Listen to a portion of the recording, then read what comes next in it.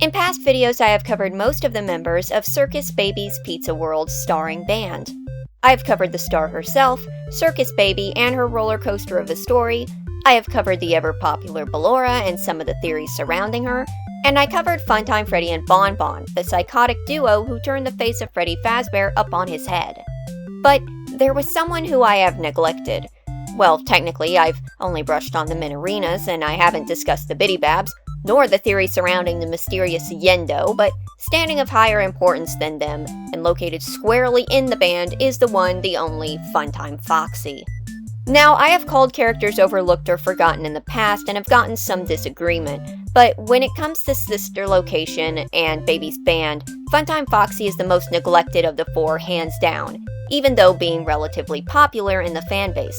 Though why is this? Well, this is something we will have to figure out along the way. But first, let's delve into who Funtime Foxy is. Like I said, Funtime Foxy is a member of Baby's band. Like Freddy, they are a revamped character for the new location instead of a brand new one, based off of Foxy the Pirate. Unlike the Red Fox Pirate, Funtime Foxy is comprised of a chrome white and pink body. They have bright yellow eyes and a set of sharp-toothed jaws which remain intact even when its facial plates peel away to reveal the endoskeleton underneath. Unlike the original Foxy, Funtime Foxy lacks his pirate theming and instead adapts what might be a ringleader persona. Now, this persona is almost impossible to see on their person and is strictly audible in their voice clips from Ultimate Custom Night. I don't want to go too far ahead of myself here, but here's a clip of their voice. A performance was demanded of me, and now I have delivered. Encore! Now, you might have noticed that even though Funtime Foxy's voice sounds masculine, I keep referring to them as them, and that's because Funtime Foxy's gender has been under debate.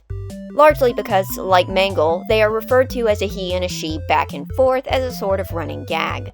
And I'm sure you've also already noticed the similarities between Funtime Foxy and Mangle beyond this. I will get back to this later because the relationship between the two is a little complicated, to the point where Mangle's complete form in FNAF world is known as Funtime Foxy, though there are significant differences between that Foxy and the one in Sister Location. Consider them, at least for now, as separate characters, and we'll get back to them. So, Funtime Foxy is the ringleader of a band it's not even the head of, a rental animatronic parked over in the Funtime Auditorium, which means they technically share it with Funtime Freddy, and don't even get their own voice lines until Ultimate Custom Night. I'm sure you're starting to see what I meant when I said that Funtime Foxy gets a little shoved to the back compared to the others. But don't let this fool you. Just because Funtime Foxy isn't as visually scary or audibly creepy doesn't mean they're any less threatening or insidious than the others. Funtime Foxy is built to be a monster, just like the rest of his bandmates. Where Baby and Funtime Freddy are built to kidnap and kill children, and Ballora is made to misdirect and mislead adults, Funtime Foxy is walking bait. They release pleasing scents and can mimic and replay voices, specifically parental voices. So, while Ballora is distracting a parent, Funtime Foxy leads the kids away and right up to either Baby or Freddy. That is incredibly disturbing. And even though Funtime Foxy's role in Sister Location is on a smaller scale to the others, they manage to show how volatile they are in only a single night. They technically appear on their stage on night 1 and 2. When off their stage, they must be forcibly control shocked to get them back into place, but they are no threat on either of those nights. It's on the third night when you must pass through the Funtime Auditorium to get to parts and service when Funtime Foxy has their moment to shine. It's pitch dark in the Funtime Auditorium, and you have nothing more than a flash bulb to guide your way. You must creep through quietly, quickly, and without drawing Foxy in with too many flashes. You can occasionally spot Foxy in the darkness, twitching and shuddering in a very unstable fashion. On your way back after fiddling with Freddy, Funtime Foxy ambushes you, which leads directly into Night 4. It should be noted that another thing Funtime Foxy has built in is a remote floor anchor that Circus Baby controls. So it could be that Funtime Foxy could have gotten you the whole night, and that them stopping in place around the room was actually Baby herself stopping them. Whether this was to rein in an unruly bandmate that might disrupt their plans, or to just screw with you, is unclear. Funtime Foxy doesn't really appear in any significant role after this. In the entire franchise, we see their remains in the scooping room, showing that they have become a part of Ennard, But other than a few legacy appearances and compilation pieces like Ultimate Custom Night and Help Wanted, this moment on Sister Location's third night is their biggest contribution to the series. Something in sharp contrast with characters such as Ballora and Funtime Freddy, who both got FNAF AR roles, major book appearances, and the latter pretty much becoming the face of Ennard and the Blob. To wrap up Funtime Foxy's direct history, they became Ennard, then Molten Freddy, and then it's unknown if they survived after the fire. That was the end of Funtime Foxy. But they did have a few future appearances. Funtime Foxy appears in Sister Location's Ultimate Custom Night, where they hide behind a curtain and slowly come out from behind it. Basically FNAF 1 Foxy. They have no voice lines. Their next appearance is Ultimate Custom Night, where they have a brand new gimmick. Funtime Foxy has a set time for their appearance, and you have to tune in and watch their curtain at that time to keep them from jump scaring you. This is also when Funtime Foxy gets their voice, as I cued you into earlier. It's time to take your final bow. I'm sorry, but there was never enough room on this stage for both of us. It seems you couldn't make it to my show, so I brought the show to you. Show times are on the hour, not a moment before and not a moment later. I cannot stress that this was the first and only time Funtime Foxy really came off as an announcer or a ringleader. This also brings a new shade of color to Funtime Foxy's previously flatline character. Up until this point, they pretty much had no discernible character.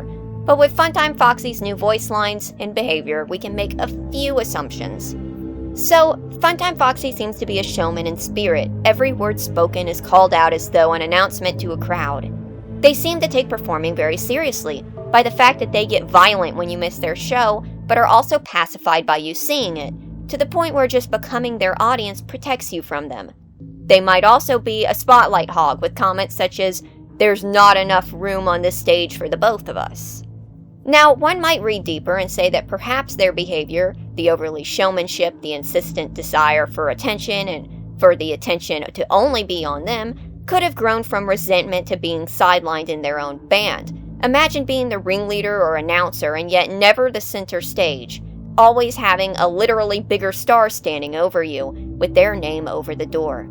But again, that's just me putting ideas onto Funtime Foxy. We really don't know much about how Funtime Foxy thinks because we just have those 5 lines to go on.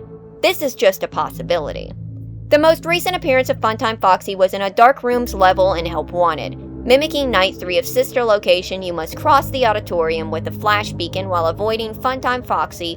In the blacklight version of this level, the harder one, Funtime Foxy is replaced with a character who looks to be a recolor of them. Someone named Lolbit. Now, you might be wondering, who is Lolbit? Well, Lolbit is a side character in the FNAF franchise, an Easter egg-based background character who, as expected, gained quite a bit of popularity. So, Lolbit's first appearance was as a recolor of Funtime Foxy in FNAF World. Lolbit ran a shop where you could buy bites, little helpers who could do damage against enemies. Not a big deal. Lolbit's step into the main franchise and the limelight was in Sister Location, where they appear as an Easter egg in the main game, where you might see their mask replacing innards in the control module. This seems to happen randomly. They return for a more noticeable role in the Sister Location Custom Night, where Lolbit pops up on the screens in the office and makes noises. You have to type LOL to make them go away. Simple as that. This gimmick carries over to their return in Ultimate Custom Night, save that Lolbit has a much more intense distraction strategy now. No screen required, except your own. Now, Lolbit is one of the secret animatronics who can only be spawned by Dee Dee, so either you get lucky and get them summoned, or your best odds are having them pop up during a 50-20 challenge. No new lines, just their off-air tone shared from Sister Location. Their latest appearance is the one they share with Funtime Foxy in their Dark Rooms level. Like I said, Lolbit replaces Funtime Foxy's place as a ringleader in the hard room mode. We also get to see their full body at this point, which is just a recolor of Funtime Foxy. But this is actually not the first time we've seen Lolbit in full. Lolbit actually got an action figure. Weirdly enough, the action figure is designed like Funtime Foxy, but has Lolbit's hook from FNAF World, which Lolbit doesn't seem to have in Dark Rooms. I think this might have either been a mistake by Funko or a trait that just wasn't carried into Help Wanted. Lolbit's most recent appearance, other than a cabinet cameo in Security Breach, is as a shopkeeper in Freddy in Space 2. Now instead of a hook, they have a peg leg. Yar. So that's it for Lolbit, and yet still Lolbit is an extremely popular character. I've seen them be the center of plenty of theories. Admittedly, I don't get it. I'm not saying Lolbit's bad, far from it, but Funtime Foxy wasn't as popular as their bandmates. So to have a recolor of them be such a big deal, I don't know, it's peculiar to me. But they've got plenty of merch as a result. Now let's get back to Mangle. Yeah, I know that was a little bit of a jarring stumble right there, but this is normally the part of the video where we discuss the books, and this too goes back to Mangle. I've made a lengthy video on Mangle, so I won't cover their whole story, but they are undeniably tied with Funtime Foxy, to the point where, as I've said before, Mangle's complete form is named Funtime Foxy. However, I think it's pretty clear that the two are completely separate models, from their build to their differing mechanics, even to their differing voices. Now, in the fourth closet, the place where all bad FNAF ideas go to molder, Funtime Foxy and Mangle are effectively turned into the same character. Not effectively, they're turned into the same character. However, while I made a debate about it in the Mangle video, at this point I've come to terms with the fact that this is just an aesthetic choice. Don't get confused, the most likely outcome is that Funtime Foxy and Mangle are just different models of the same character, like Freddy, and Freddy. So that's the rather brief comparison between Mangle and Funtime Foxy. Funtime Foxy appears in only one other book, and that's room for one more, save maybe a mention here or there.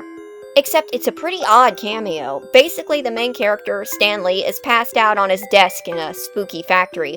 He's having some pretty vivid dreams, no doubt due to a lack of oxygen from esophageal obstruction of this size, during which he has a dream where he's in a taxi, and Funtime Foxy is the taxi driver.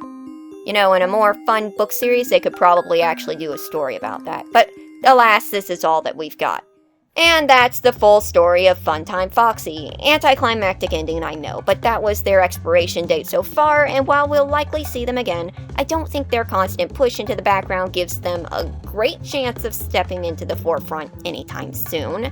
I think the most likely option would be something like Glamrock Foxy, taking some inspiration from Funtime Foxy's design. I am still, like I said earlier, somewhat surprised at how many people are big fans of Funtime Foxy and Lolbit. Maybe I saw them getting nudged aside by Ballora and Freddy's big roles and underestimated them. I know I certainly wrote Funtime Freddy instead of Funtime Foxy like 8 times in my script for this video, so there's something. And that's nothing to say about Lolbit, a character who is even more obscure plot-wise and is yet still genuinely beloved by a lot of people. I've seen a ton of people saying that Lolbit is their favorite, and you know what? That's pretty neat. For that alone, I hope they get some sort of role in the future, or at least another fun level in the next game compilation. And with that, we come to the end of our story about these twin foxes. Thank you for watching.